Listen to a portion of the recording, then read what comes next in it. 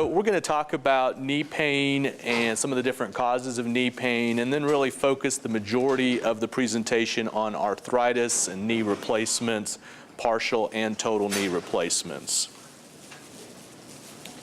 So I'm a board-certified orthopedic surgeon. I actually have an added certificate in sports medicine. I did a fellowship in Baltimore, and I've been in practice since 1999. The majority of that time has been in Richmond. I chair some national committees and served as an editor for a journal. And I teach a lot of advanced knee and shoulder surgery courses to orthopedists around the country. So what are some of the different causes of knee pain? Well, you can have torn ligaments, torn cartilage. You can have just sprains and strains, overuse, or arthritis. And this is a little picture of a knee right here, and you've got your thigh bone, which is called your femur, on top, your leg bone called the tibia on the bottom, and then this white stuff that you see on the ends of the bone is cartilage. That's the articular cartilage that helps to protect the bones, and when your knee moves, it allows it to glide smoothly because it's so smooth in that area. It doesn't have any friction. And then in between the bones where that cartilage is, you have this other type of cartilage called a meniscus, and that's kind of like a shock absorber between the two bones. Now, ligaments, you can think of those as like a piece of rope that connects the bones together. So here's one here. There's some in the middle of the knee, like your ACL and PCL. And when they stretch, you can sprain them, and if they stretch enough, they can tear, like right here.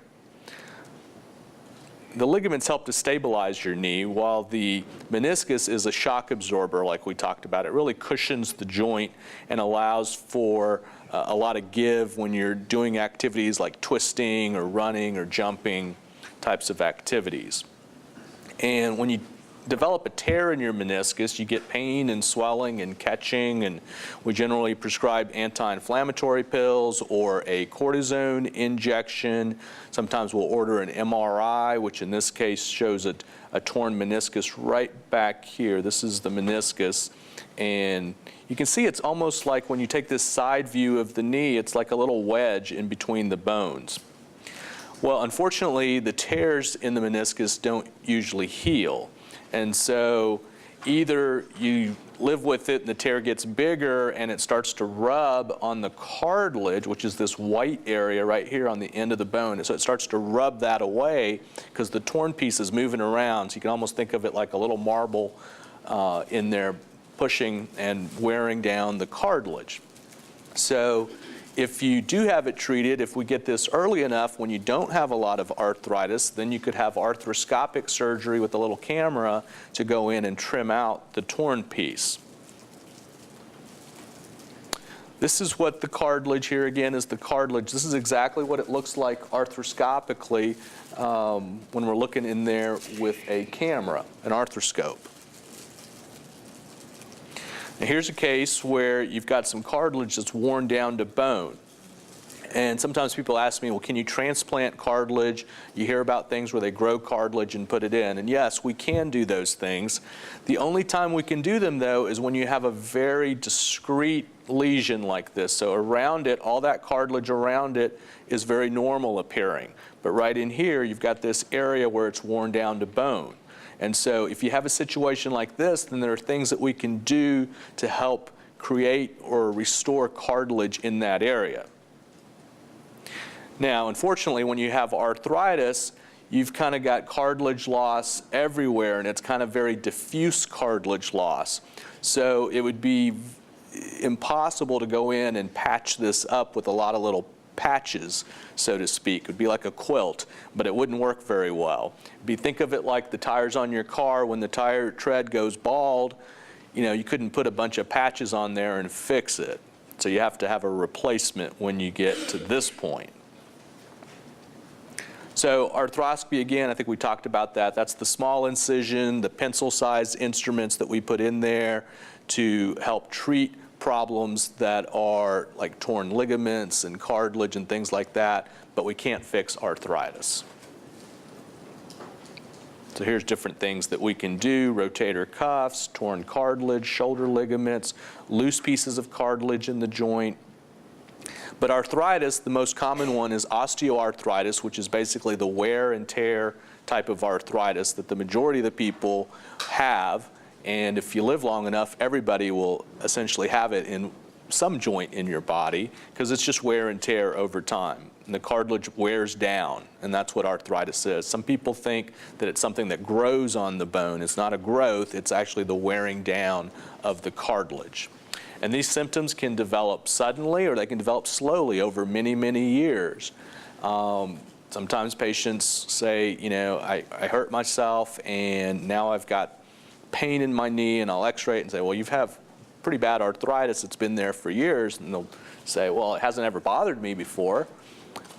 And that's very true. If it gradually develops over a long time, you kind of get used to it and you live with it and you don't notice the impact of it, and then something happens, or sometimes nothing happens, and all of a sudden it starts to hurt. And then you come in and you usually have pain. A lot of patients report stiffness in the joints, swelling on occasion. Sometimes very simple tasks can be difficult to do, like standing from a seated position, going up and down stairs, trying to pick up something on the floor. You know, a lot of very common things can become challenging and difficult to do and become frustrating. So let's talk about the non-surgical options first, because this is always the first line of treatment. And, you know, diet and exercise. Of course, every doctor says diet and exercise, but sometimes that's not so easy to do if your knee is very arthritic and you can't, you know, move as much as you want to. But certainly diet and exercise can help, particularly when you have milder forms of the arthritis. Sometimes in those cases also physical therapy, if you haven't been using your leg or you've been favoring it for a long time and it's gotten weak on you, sometimes some physical therapy can benefit you. There's medications like all of us know about, Aleve and Advil and Motrin and all those things that you can take over the counter. Those are anti-inflammatory medications, and those can help with arthritic symptoms. If you're not able to tolerate those types of medicines because of stomach problems or kidney problems, then you could take like a Tylenol arthritis, and that's another option in terms of medications. Then you've probably heard about glucosamine and chondroitin sulfate and some of these different things that are advertised in the pharmacies and grocery stores as replacing cartilage or growing new cartilage. Well, it doesn't do any of that, but for some reason it does help people with arthritis symptoms. And they first discovered this years ago in dogs, actually, where they used to give glucosamine to dogs that had bad hips and things. And so it's been around for a long time. It's a supplement, so it's not a drug. It's not regulated by the FDA. So if a patient's interested in trying it, I just say go to Costco or Sam's Club, get the biggest, cheapest bottle, and try it for 6 weeks or so. And if you're feeling better, then that's great. Keep doing it. If it's not helping you, then there's really no downside. You just stop it. Then you've heard about things like cortisone injections, and some questions that I hear commonly from patients are, you know, are they bad for you? How many can you have? How long will they last? And do they hurt? That's true. That's what I would want to know. So that's all the questions that people want to know. So are they bad for you? If you have a joint, if you had a normal joint, let's say you were 30 years old and you had a pretty normal knee, but you injured it, and I gave you a cortisone shot, and then I did it again a month later and a month later, and you know, over time, every time your knee hurt, you would come in for a long duration, then that would be bad because the cortisone can cause some of the normal cartilage to wear down if you do it repeatedly over a long period of time.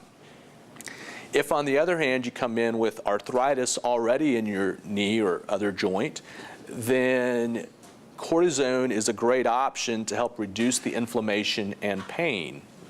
And because your goal with arthritis is to be able to function and do the things that you want to do until a point where cortisone and pills and things aren't helping you, then surgery is the option.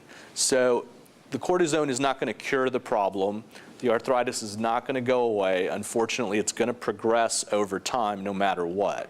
So if cortisone helps you, and they generally, if it's going to help, it generally will last 2 or 3 months. But again, the worse disease that you have, the less it'll help you. It won't last as long. So that's something that we can't really predict how long it's going to last. But certainly if it was only helping you a short period of time, you wouldn't keep having it over and over again. So, and does it hurt? It's like a sting. It feels not much different than a tetanus shot or a flu shot or anything like that, particularly if you have an orthopedic surgeon give it to you who's very experienced in giving them. And so it's just a 2-second thing. It's very simple. It goes right in. We kind of freeze up the skin beforehand, but it's a very straightforward process for giving the injections. Can you compare that to hyaluronic acid? Yep. So here's the next slide on hyaluronic acid. Good question. That was a perfect lead-in. I planted him back there in the audience. So hyaluronic acid, or hyaluronate, is another type of injection. Generally, it's 3 injections, so 1 a week for 3 weeks. A lot of different companies make it. You've probably heard of it as a Synvisc or a Hyalgan or an Orthovisc or Euflexa, some of the different brands that are out there. Synvisc actually makes one that's a single injection, so they tried to combine them together for 1 shot. So my experience has been that the 3 injections work the best and last the longest. I've had some patients that wanted the Synvisc one, and we've done that, and I haven't felt like it's lasted them as long as the 3. But those are all options for you. In terms of how long, I think a great situation, the ideal would be you get the 3 injections, it starts helping you after the 3rd one, and it lasts you at least 6 to 9 months, sometimes as long as 12 months. And then you can have it done again. And it's not cortisone, it's not a steroid, so there's really no downside structurally to having the injections. It doesn't rebuild cartilage, but it kind of helps to cushion the cartilage. It's a higher, what they call molecular weight, so it's a heavier substance than like a cortisone injection, and so that's what helps to lubricate the joint for you. And so you can keep having that every 6 to 9 months as long as it's helping you. And unfortunately, at some point, it will stop helping, and then you can look at a replacement of some type. If it doesn't last just 6 months, then most insurance companies and Medicare will not approve it any earlier than 6 months. So it needs to kind of help you that long to make it worthwhile. Do they hurt? They feel the same as the cortisone injections. Maybe people feel a little more pressure in the knee when I'm injecting it just because it is a little bit thicker material. Sometimes you'll hear of people calling it a gel injection. It's not really like a gel like you would think of. It's still a fluid that's pretty easy to inject in there, but it just gives you that sense of fullness a little bit more than a cortisone injection.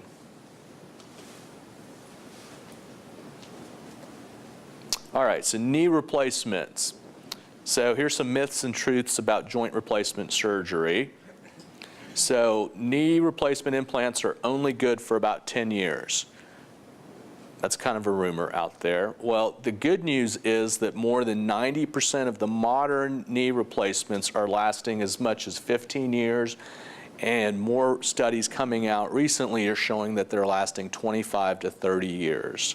So the implants have improved a lot over the years, and they're doing better and better with longevity. Now, there are people that will have loosening of an implant before that time and have to have a revision type of a surgery. So that can happen, but it's much rarer nowadays than it used to be. So 85 to 90% of people should have a functioning knee replacement at 15 plus years. So that's good. I'll have to stay in the hospital a long time after joint surgery. This was probably a slide from years ago, but most people know nowadays that you don't really have to. Most patients go home after the second night after a knee replacement. So do them on a Tuesday morning, you stay Tuesday night, Wednesday night, go home Thursday. So that's the majority of the patients. Some patients will occasionally stay till Friday, so 3 nights. So not nearly what it used to be when patients stayed a whole week in the hospital. We get you. Your own or a nursing home? On your own, we want to send you to a nursing home. You mean a rehab facility? Unless you came from a nursing home, but Yeah, what about a rehab? It's a different center or floor. something like that? yeah, so very rarely for 2 reasons. Number one is most insurances will not approve rehab for someone that has a single knee replacement. If you have them both done, then there's a better chance that the insurance would approve it. The second reason is most patients are able to get around pretty well, and then we have home physical therapy come to your house 3 days a week to work with you in your own home, practicing walking and things like that. So it's very, very rare that anybody goes to rehab anymore. Not to say that you couldn't if you were coming along slower or something like that. It could be an option, but that's the majority of the patients go home. Well, if you don't have anybody at home to help you, if you're all by yourself, you might need to go have some rehab somewhere. Yep, that's a good question, or a good point that you're making. So yeah, if you're all alone and you don't have anybody there to help you, then you might be a candidate, and the insurance may approve it. But sometimes I've had some patients like that, and the insurance didn't approve rehab, but they only approved like a nursing home facility. And there may be some really great ones out there, but some of the ones that my patients have gone to we're not very happy with. So it has gotten more difficult to get Medicare or any of the insurances to approve rehab because it costs them more money. So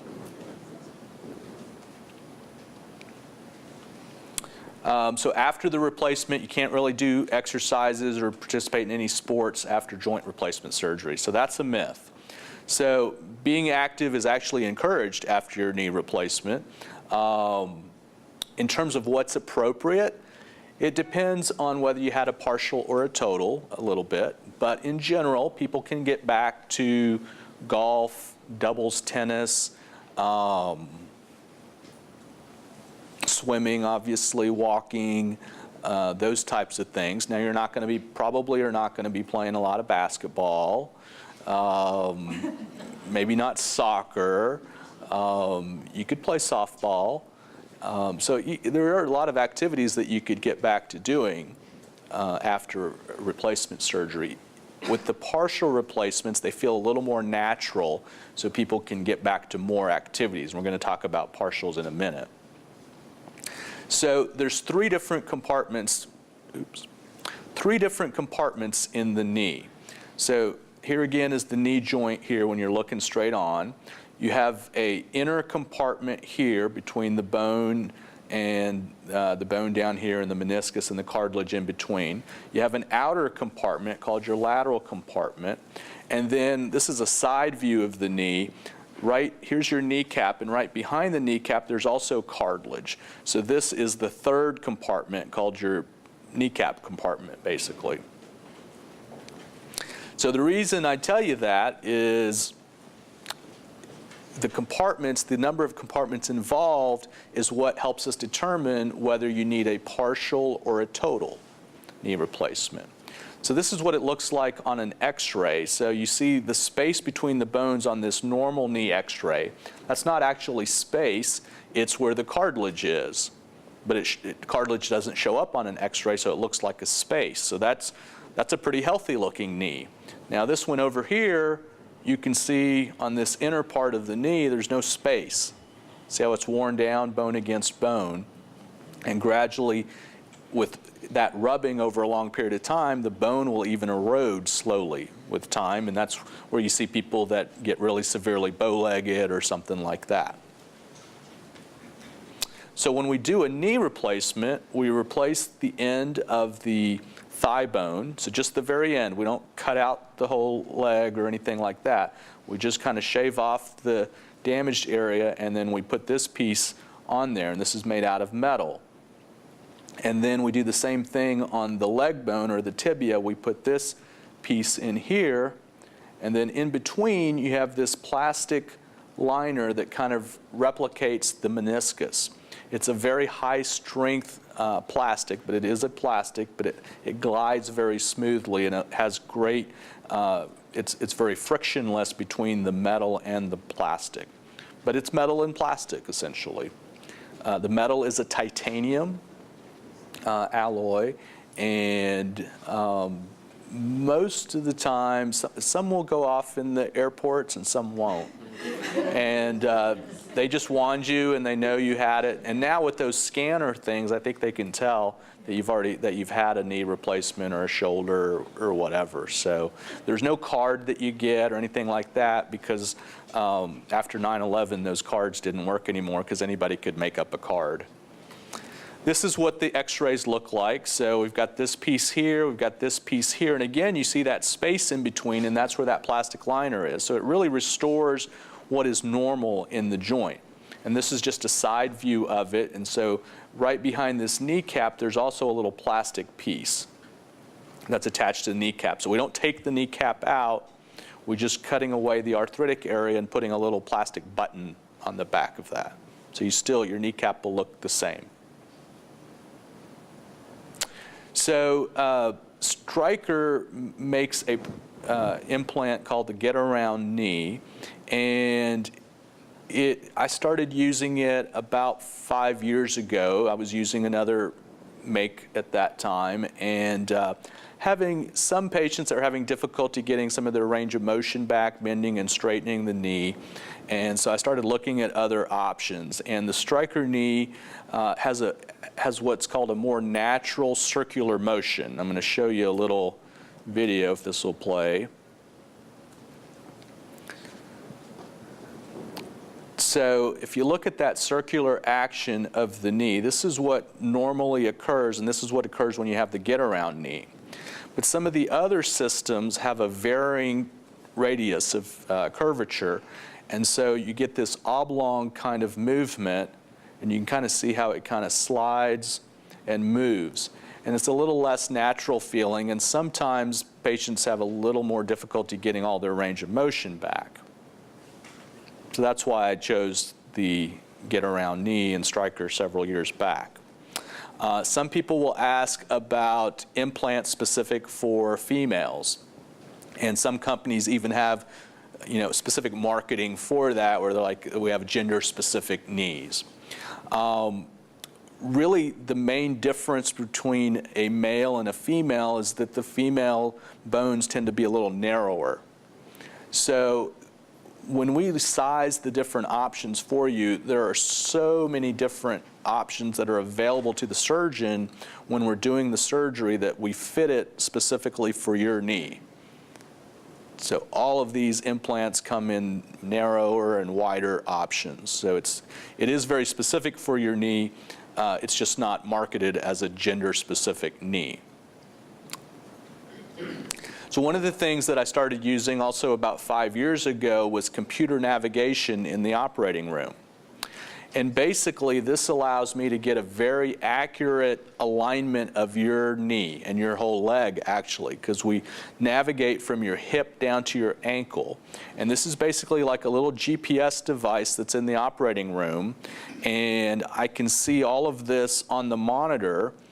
I get your alignment, and you see all these different numbers and things here, so I know exactly how much of the bone and cartilage we're shaving away and making sure that it's perfectly straight or in alignment with your own natural alignment. So, yeah, it's got the GPS that acts kind of like little satellites almost, so I get instant, like, as I'm doing the preparation, I mean, I can just move like this or this, and you instantly see the numbers change on the screen. So I like that for a lot of reasons. I think it's more accurate and reproducible, and it restores your normal anatomy, which theoretically should help your function and getting better and being able to do the things that you want. So, yeah, I already said that. So potential benefits to you, it's a little bit less invasive because generally with the traditional designs, what we did was put a rod into the middle of your thigh bone to help get the alignment. So it went all the way up where your bone marrow would normally be. And then at the end of the surgery, there could be some bleeding and other things coming from that. So by reducing that alone, I think patients feel a lot better after the surgery than they would if they had that rod put in there temporarily. I think you get less bleeding too. I feel like it helps patients to get their range of motion back. Now, it's hard for me to tell how much of that effect is from the computer versus the get-around knee. I think they both contribute to it, but I switched to both of those about 5 years ago, so I've been very pleased with that. Sometimes people ask me, does it cost any more? No.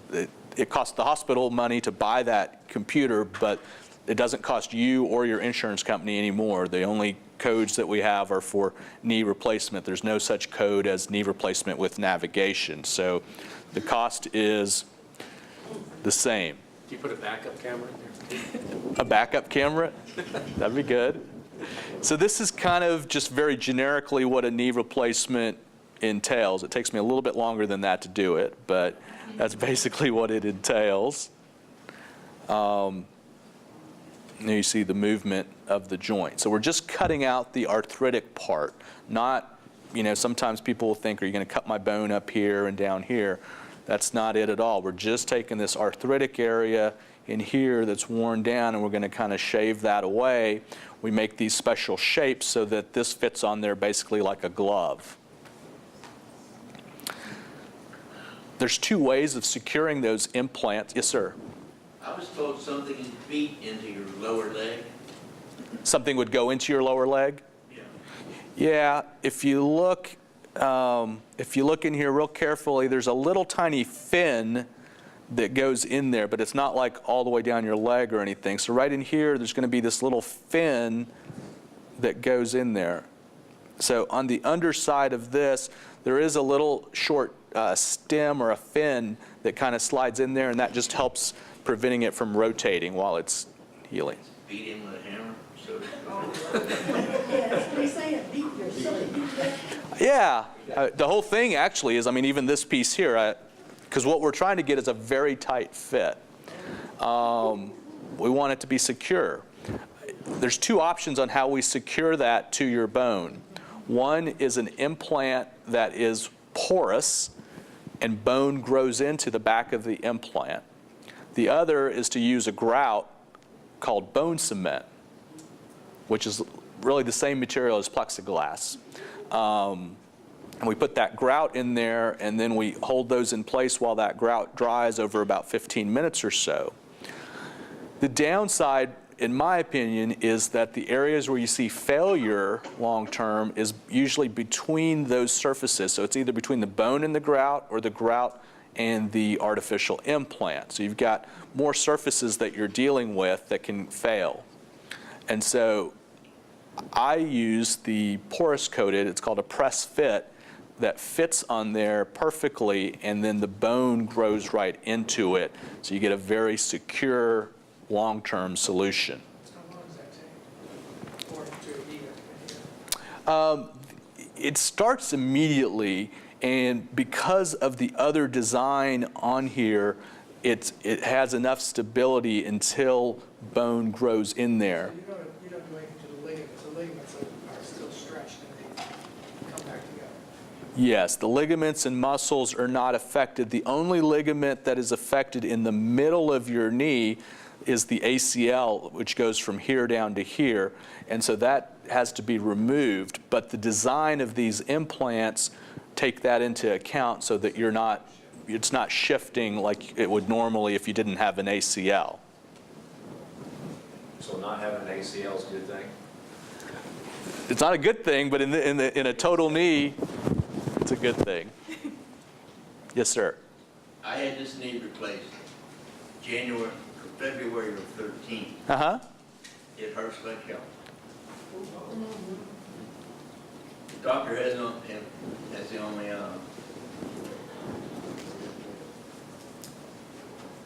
Tramadol, 50 milligram, Uh-huh. I usually take 6 a day, Wow. and naproxen, 500 milligrams, twice a day. Have they told you why it's hurting? He doesn't know why. You've had different tests to see if it's loose or He took an x-ray, I don't know. just an x-ray?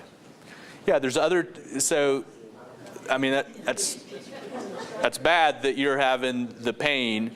That is generally very rare, but I'm sure all of you have heard of people that maybe have had some kind of surgery that didn't turn out like they expected. What I would look for is a few different things. One is a test called a bone scan to see if there's any evidence of loosening of the implant, and also to look for very subtle amounts of infection. And so a bone scan is not something you can do in the office, has to be scheduled at a hospital or an imaging facility. So that would be one thing that I would recommend that you ask for or see somebody else for. But yeah, there are potential causes of continued pain, loosening, infection. If those alignments that we talked about, on the previous slide are not all, if the alignment is not correct and there's everything is not in balance. So one of the things that once we make these bone preparations, we check the balance of the ligaments and the alignment with your knee all the way straight and with your knee bent. And there are cases where when it's out straight, you get really good ligament balancing, but then when you bend the knee, the ligaments are out of balance. And so that means that the bony preparation has to be adjusted. And so that's something to take into account during the operation. So that could be another potential cause of the symptoms.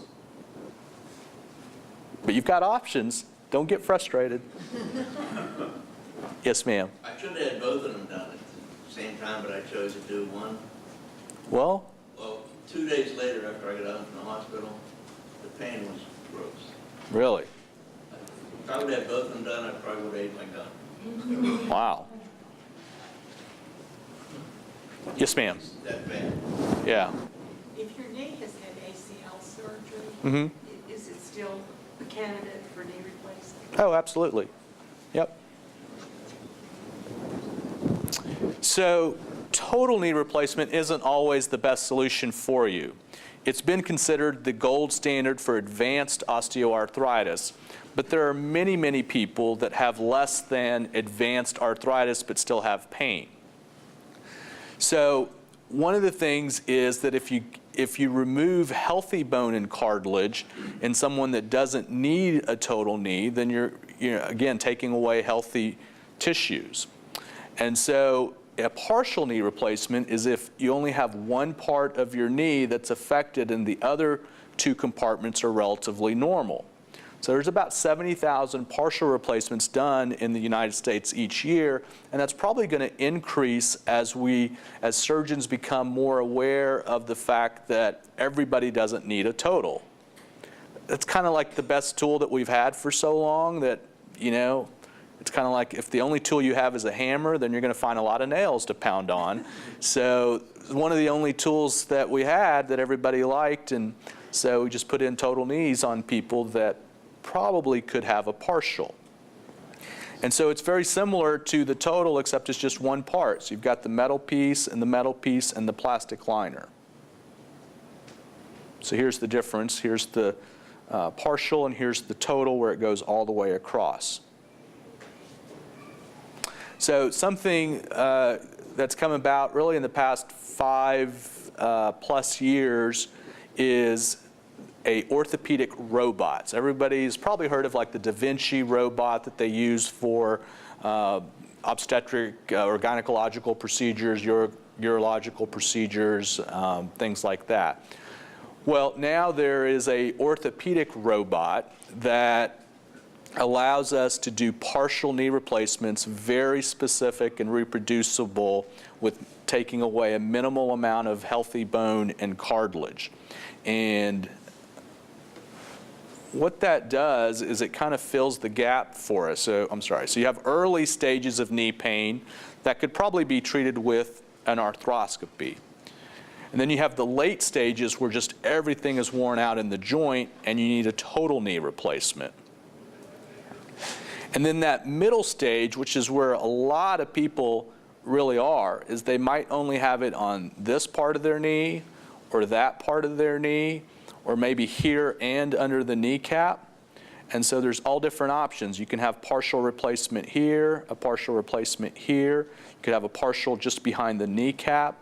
So there's lots of different options, and that's where a lot of patients really are. And so we evaluate your x-rays, and we talk to you about your symptoms, exactly what's happening, because that can give me a hint of whether you have some arthritis in another area of the knee. We take all that into account. So currently, it's thought that 43% of total knee patients may only have one area of arthritis. So 43% of patients that have had a total knee may have only had one area that really needed a replacement. Patellofemoral, that's the kneecap disease. Probably about 24% of patients just have disease behind the kneecap, making it difficult to stand from a seated position, going up and down stairs, and you feel a grinding sensation in the front of your knee. That may be the kneecap arthritis alone, and if the other areas look normal on x-ray and when I examine them you're not having any tenderness or pain in those areas, then you could be a candidate for just one. Then there's what's called bicompartmental. So if you have two of these areas, we can still do two partial replacements at the same time instead of just doing a total. The advantages of the partial, the main one is you get to keep your ACL.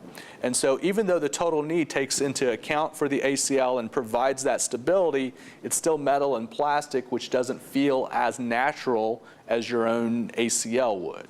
So that has some benefits in terms of how your knee feels.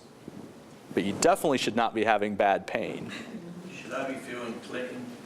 Clicking is normal because, again, it's metal and plastic, and so those surfaces are moving. So hearing or feeling clicking is normal, but it shouldn't be painful clicking.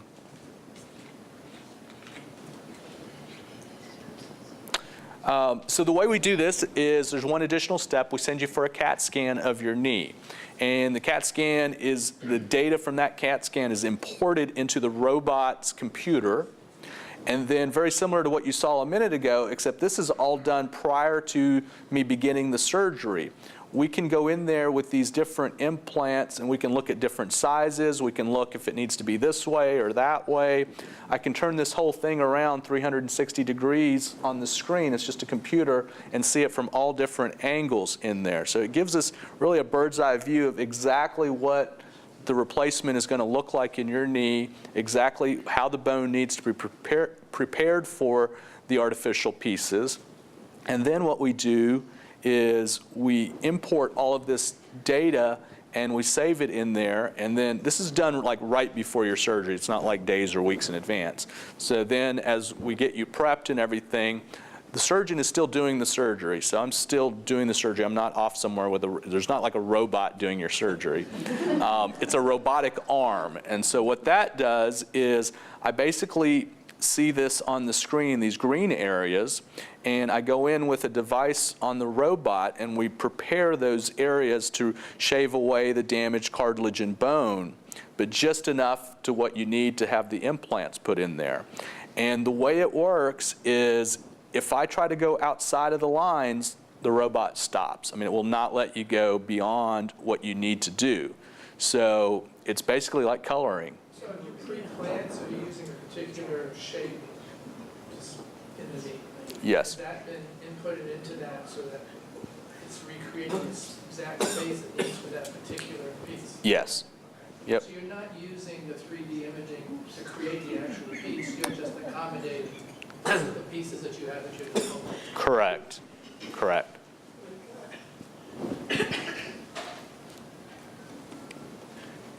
So this is kind of what it is. We're in there kind of sculpting away this bone, and I can see everything on a screen, but if I go outside the lines, it won't let me.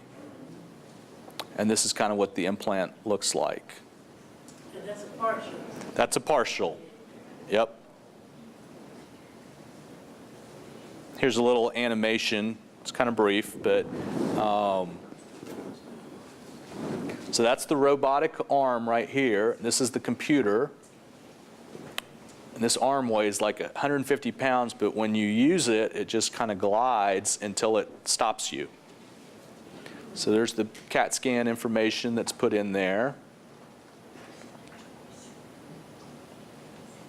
So again, we were talking about that gap balancing the gaps between the knees and when it's straight and flexed. So we look at all that on the computer, and then we double check it when we're in there. So this is the little device that we use that kind of prepares everything, and I can see it on the screen in green. So I know that I've taken just the right amount. We do that on both surfaces.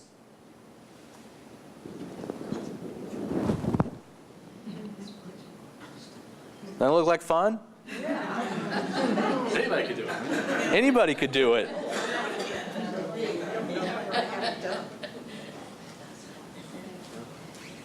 It's too scary to me. So that's basically it. Currently, these implants are cemented in place. They don't have them yet with enough stability. You asked about the stability of the knee and how quickly it grows in there. So they don't have the design quite where it's ready for the press fit, but that's going to be coming. How soon? How soon? You don't want the cement? I don't know. That's Pretty soon. oh. We just heard. It has been approved, It has been FDA approval, approved. but it's not ready for use yet. So it is, It has been approved, yeah. We just heard yesterday. So you think within a year? Should be. And we were dealing with the FDA, so. Because I was told that the cement can like crack or come undone or something like that. Right, that there is a theoretical risk of that, cracking or coming undone, but I would tell you that the vast majority of orthopedic surgeons still use cement. Yeah. I mean, It's the standard. that is still the gold standard, is to use cement. So I'm not trying to tell you that, oh, that's an awful way of doing it. That is the gold standard. I think back in the day, we used to do press fits only for people that were younger. So we're like, oh, well, they're younger, they're going to need their knee longer, so we'll do the press fit. Well, young is all arbitrary at this point. I mean, people live forever. So, 70 is young if you're going to need that knee till you're 100. So, I mean, it's 30 years you got to live with it. So, anyway, so that's why that was one of the big reasons where I switched to the press fit, because I was not good at predicting how long someone was going to need their knee. That was a different specialty, a higher specialty that I have not been good at. Although there's always jokes about surgeons having a God complex, but So yeah, some of the potential benefits of this Makoplasty are improved surgical outcomes, less implant wear and loosening because we've got the anatomy recreated perfectly for you. It's bone sparing and tissue sparing. We're able to preserve the ACL ligament and the PCL so it feels more natural to you. is it likely that the other compartment will need to be replaced? Good question. Right, so he asked, would the other compartment need to be replaced in the future? It depends. So if your other compartment continues, just like with a normal knee, if it wore down over time, then yes, that's possible. And that's where we have to use a judgment. I mean, if it looks completely normal or just a little scuffed up, I think you can still have a partial. But if you're already having some arthritis in the other compartment, then I would, have the total. And we usually know that pretty well in advance of surgery, but in case there was a surprise, that could be done. The other thing is people ask, well, if you have a partial and later you wear out other parts, does that make the knee replacement more difficult? And I think particularly with this being so limited in terms of how much bone is removed, it's really like having what we call a primary knee replacement instead of a revision. And a primary is different than a revision because it's got, it's just designed differently. So you would still be able to probably have a primary, depending on the amount of bone loss and things that you have. All right, so here's some questions that I've heard in previous talks, so I decided to put them into a slide. How do you prepare for a knee replacement? So what we do is we schedule you to have a medical clearance with your family doctor just to make sure everything is okay, there's nothing we need to tune up. I recommend that if you haven't seen a dentist in a while to go ahead and get your dental work, and the reason is after the surgery, after you have a knee replacement, we like you to take antibiotics with any dental work.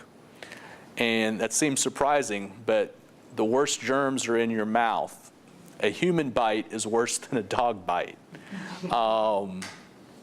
And so we have you take antibiotics. And ideally, we'd like it if you didn't have to have any major dental work done for, at least 3 or 4 months after the surgery. So if you haven't been in a while, probably just getting it checked out. If you have some tooth problems, definitely getting that checked out in advance so that you don't have to take any undue risks. We like to, have your medical doctor make sure that your blood pressure and if you have diabetes, it's controlled. Then we send you to the hospital for some pre-admission tests and labs and EKG. If you're having that partial knee replacement, you would also have a CAT scan done. And then we generally recommend that you go to the hospital's joint class where they take you up on the joint replacement floor. Nurses talk to you about what to expect with the operation and afterwards, and kind of gives you a sense of feeling a little bit more comfortable with where you're going to be, so it's not so much of a surprise when you get there. So I think that's, most patients find that very beneficial. So how much pain are you going to have after surgery? That's a question, right? And this poor gentleman is still having pain, unfortunately, but so some of the things that we do is I have the anesthesiologist give you a nerve block in your leg. And that's done before the operation, and it helps to numb up the leg. And the reason I think that's beneficial is the more we control the pain even before the surgery, it's called preemptive analgesia. The more we do it preemptively, the better pain control you generally have after the surgery. So we have them do a nerve block. There's some pills and things that you take the morning of surgery to also help with pain. There's 3 different classes that we give you to kind of take those pain receptors from all different angles and kind of get that pain as much under control as possible, so that hopefully when you wake up from the anesthesia, you're not having terrible pain. You're pretty comfortable. Get you a chance to get to your room, and then there's pills and medications that are available for you to take, and we have the nurses and the nurses are trained in this to really kind of stay ahead of that pain for the first couple of days. Again, making you more comfortable, allowing you to move the knee better, and being prepared for the physical therapy.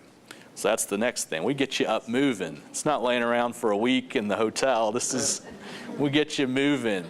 And this helps your overall outcome. It helps you to get better, get stronger, walk normally, all of those things the faster we get you moving. Also reduces risks for things like blood clots. So that's real important. We use cryotherapy, which is basically ice that also helps with swelling and discomfort. But generally, if you have surgery on a Tuesday morning, the therapist is getting you out of bed Tuesday afternoon. Maybe you won't take any steps. Maybe you'll just sit up on the edge of the bed.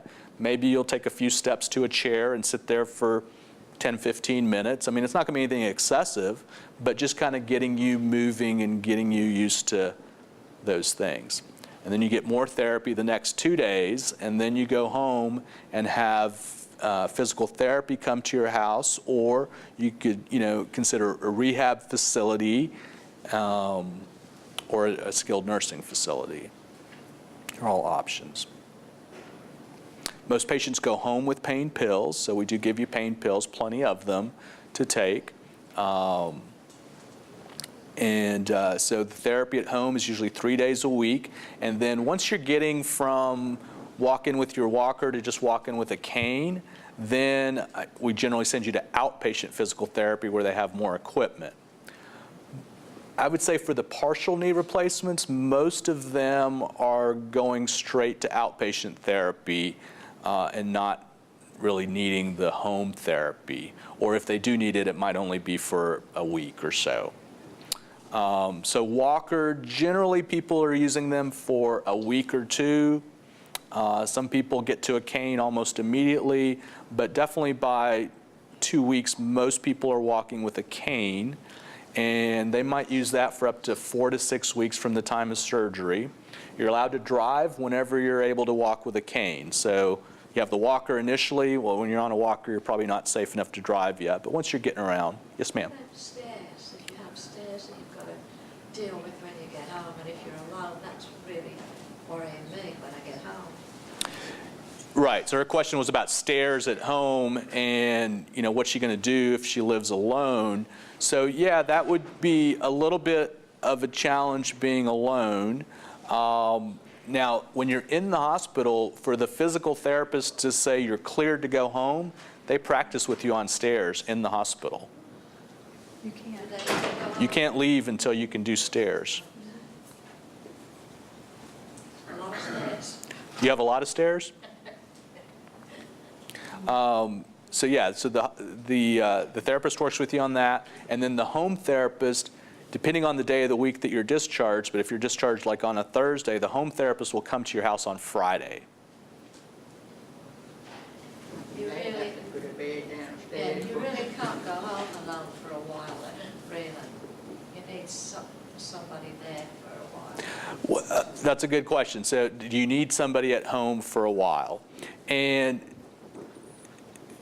that varies to a certain extent because everybody, you know, like you have a lot of stairs, you may have other situations in the house that you might need help with.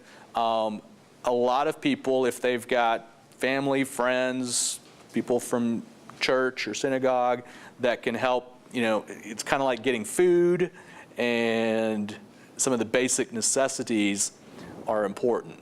Now, I think you do get help with food and that, but somebody staying with you for all night and that, do you need somebody? No, you don't generally need someone to stay with you all night. You should be, you know, well enough to be able to get up and go to the bathroom and do those things by yourself. So you don't need someone 24 hours a day. That's what I was going to say. Yeah. How do you take care of yourself when nobody's there? Right.